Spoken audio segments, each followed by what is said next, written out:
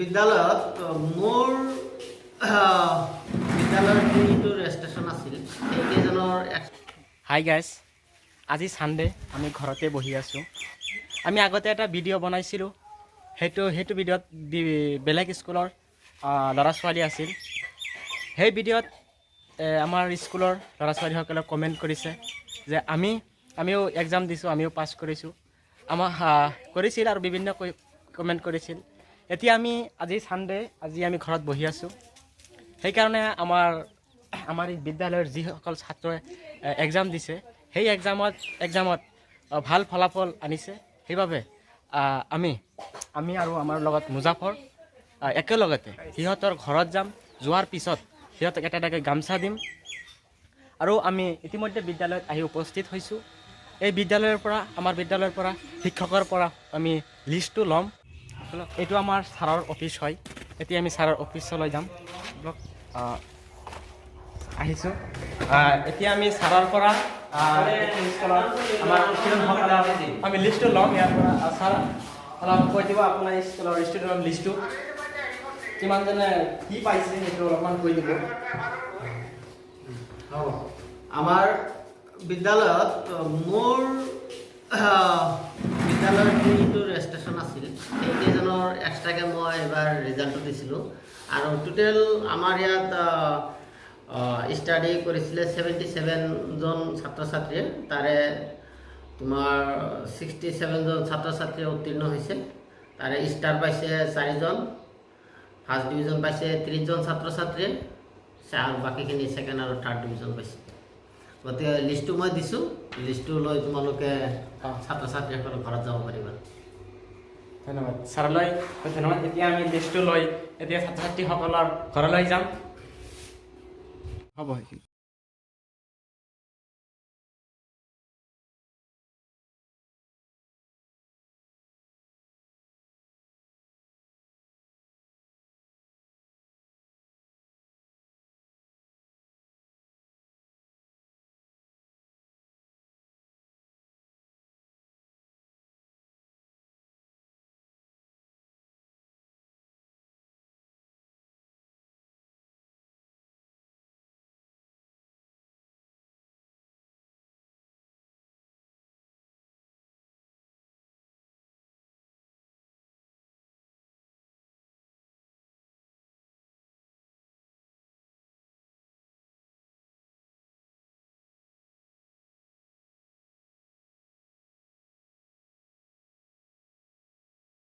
ভাল চাওক, আমি গাড়ীৰে উঠিবলৈ যাওঁতে আমি পৰি গ'লোঁ, এক্সিডেণ্ট হৈ গ'লোঁ লগ এয়া পথ দুৰ্ঘটনা হ'লে পৰাই চাব এনেকুৱা পৰিস্থিতিত কি হৈ গ'ল চাব। ইয়াতে ৰাস্তা এটা নাই চালেই।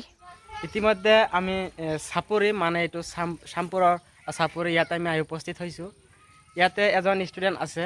এই ষ্টুডেণ্টৰ কথা আপোনালোকে শুনিলে আপোনালোকৰ চকুৰ পানী ওলাই যাব।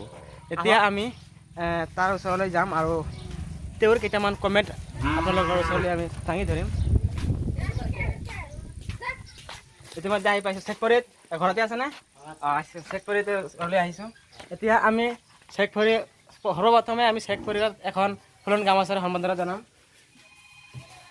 চেকপৰিতৰ লগতে তেওঁৰ মাককো এখন ফুলন গামোচাৰে, আমাৰ লগতে মুজাফৰ আহিছে, মুজাফৰ ফুলন গামোচাৰে সম্বৰ্ধনা জনাব। দি আছোঁ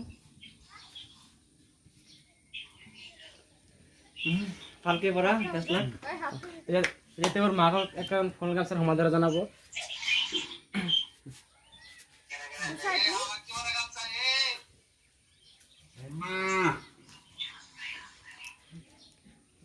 এতিয়া চেকপৰিত তুমি যে তোমাৰ যে এইটো ইমান ভিতৰৰ পৰা তুমি কেনেকৈ ইমান পাৰ্চেণ্ট পালা এইটো, আৰু তোমাক ধৰা শিক্ষকসকলে তোমাক কেনেকৈ সহায় কৰিছে, তোমাৰ মা দেউতাসকলে কেনেকৈ সহায় কৰিছে, তোমাৰ অহা যোৱাত কেনেকুৱা সুবিধা হৈছে, আমাৰ অসমৰ ৰাইজক কৈ দিব লাগে। প্ৰথমতে যিসকলে মোৰ ভিডিঅ' চাই আছে সকলোকে নমস্কাৰ জনাইছোঁ। কথা হৈছে মই বহুত কষ্টৰ মাধ্যমেৰে লিখা পঢ়া কৰিছোঁ আৰু মোৰ এই গাঁওখন আটাইতকৈ পিছপৰা। ইয়াতে শিক্ষা দীক্ষা মানুহ বহুত কম হয়। তো মোৰ যিটো ষ্টাডি লেভেল আছে সেইটো যদি ক'বলৈ যাওঁ বহুত দুখৰ কথা, তথাপি অলপ কওঁ।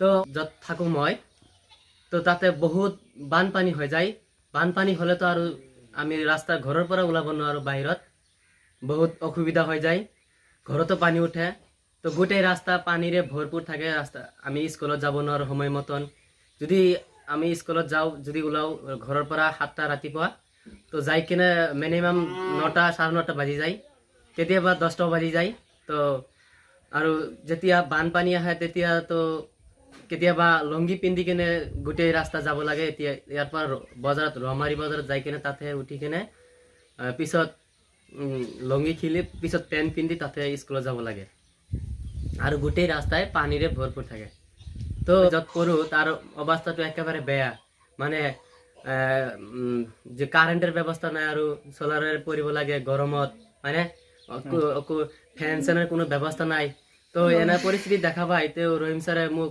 আকৌ লৈ গ'লে তেওঁৰ ঘৰত তাতে থাকিলোঁ আকৌ 6 মাহ কাল থাকি তাতে আমি তাতে লেখা পঢ়া কৰি তাতে পৰীক্ষাটো দিলোঁ দিয়াৰ পিছত এতিয়া ফলাফল আহিল মেট্ৰিকৰ পাৰ্চেণ্টটো মোৰ 79.17% আহিছে মেট্ৰিকৰ তো লেটাৰ মাৰ্ক আহিছে 2টা তো এইখিনি মোৰ যিটো ষ্টাডি লেভেল আছিল এইখিনি আছিল মোৰ ধন্যবাদ হয় ইতিমধ্যে শেখ ফৰিদৰ কথা শুনি আপোনালোকে শুনিছে কথাটো হ'ল ইয়াতে এই চহৰ অঞ্চলৰ ভিতৰত তেওঁ 80% পাইছে 80 মানে চহৰ অঞ্চলৰ ভিতৰত এটা ৰেংক আপোনালোকে তেওঁৰ হিষ্ট্ৰীটো আপোনালোকে গম পাইছে তো এইটো একেবাৰে ভিতৰুৱা অঞ্চল হয় তেওঁ বহুত কষ্ট কৰি পঢ়িছে তেওঁৰ আমি আন এজন ষ্টুডেণ্টৰ ঘৰত আহি পালোঁ এতিয়া আমি তেওঁৰ ওচৰলৈ যাম আৰু তেওঁক এখন ফুলন গামোচাৰে দি আমি তেওঁক কেইটামান প্ৰশ্ন কৰি সুধিম এতিয়া আমাৰ লগত আছে মুজাফৰে এটা ফুলন গামোচাৰে তেওঁক সম্বৰ্ধনা জনাব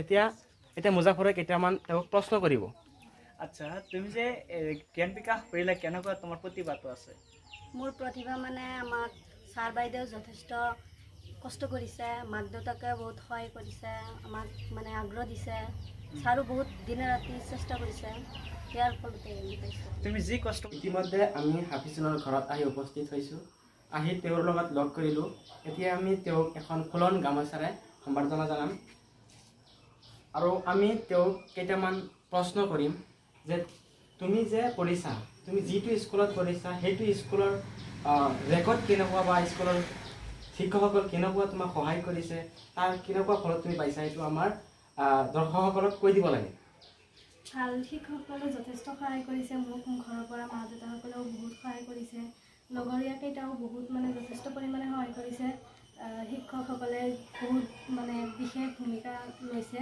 মানে কেতিয়াবা ৰাতিও ঘৰত আহি যিটো নোৱাৰো শিকাই থৈ গৈছে মানে বহুত ভালদৰে পঢ়াইছে আৰু যাৰ ফলত মই ইমান পাৰ্চেণ্ট 80% পাব এতিয়া আমি আলমৰ ঘৰত আহি উপস্থিত হৈছোঁ তেওঁক মুজাফৰ আলীয়ে এখন ফুলন গামোচাৰে সম্বৰ্ধনা জনাব ঠিকে আছে বুঢ়িয়া ভালকৈ পঢ়া এনে পাৰ্চেণ্ট কিমান হৈছিল 66.34 তুমি এতিয়া আমি আন এজন ষ্টুডেণ্টৰ ওচৰলৈ উপস্থিত হৈছোঁ তেওঁক আমাৰ উপস্থিত থকা ফকীৰ আলীয়ে তেওঁক এখন ফুলন গামোচাৰে সম্বৰ্ধনা জনাব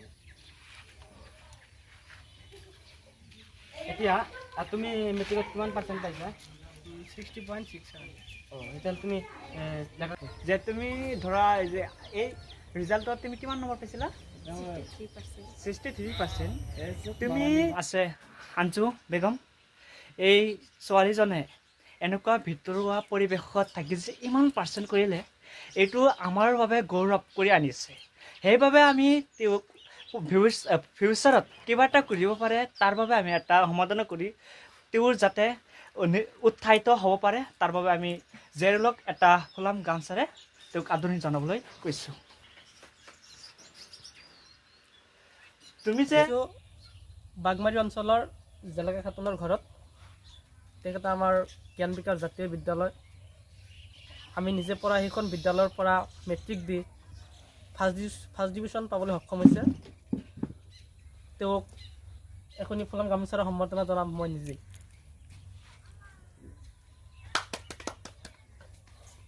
এতিয়া তোমাৰ মেট্ৰিকৰ যে ৰিজাল্ট দিলে এই মেট্ৰিকৰ ৰিজাল্টত তোমাৰ হাইষ্ট পাৰ্চেণ্ট কিমান আছে 61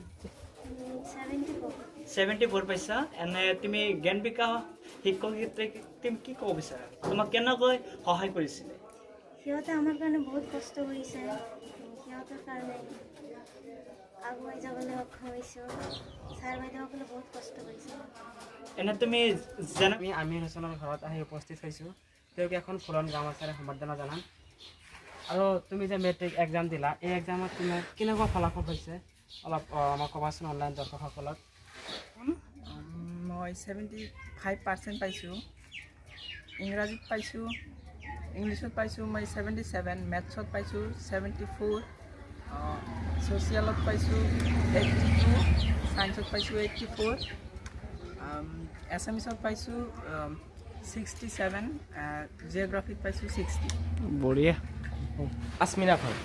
আছমিনাক আমাৰ মুজাফৰ আলীয়ে এখন ফুলন গামোচাৰে তেওঁক সম্বৰ্ধনা জনাব আছমিনাৰ দেউতা ইমান কষ্ট কৰি পঢ়োৱাৰ বাবে তেওঁক এখন ফুলন গামোচাৰ সম্বৰ্ধনা জনাব ফকীৰ আলীয়ে